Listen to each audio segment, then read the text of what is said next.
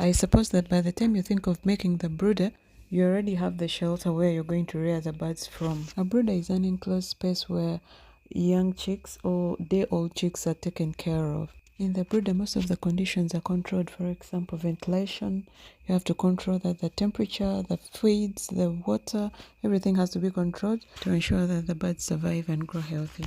Now, since this is a demonstration of 100 birds, I've made a small brooder which is 12 feet by 6 feet. In this space, we needed only 3 sacks of wood shavings. Wood shavings, we use them as a floor bedding.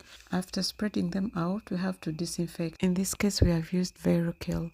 And if you don't have enough money to buy Virokill, you can use anything simple like Jik. This can be found in almost any shop around, and it is cost friendly.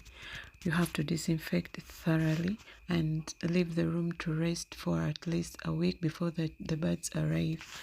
This has to be done for biosecurity reasons, and if the room has been disinfected, you're not supposed to go in without disinfecting yourself to ensure that the place is safe for the birds which are going to arrive anytime soon. The space has to be clean and disinfected.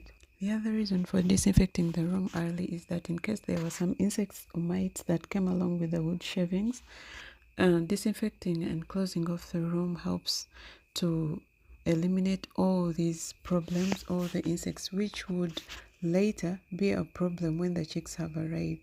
So when you close off the room, these insects have no space for breathing, whereby they will suffocate and be eliminated in the process. So it's always advised to give yourself enough time, enough room to prepare for these things instead of doing them at the last minute. Any mistake done in the brooder can affect the whole project. So now we have the brooder lights. These are used to give warmth in the brooder. If not, we also use the segiri. Like you can see, in case there is no power, we can use charcoal in that segiri. So that's the brooder for now.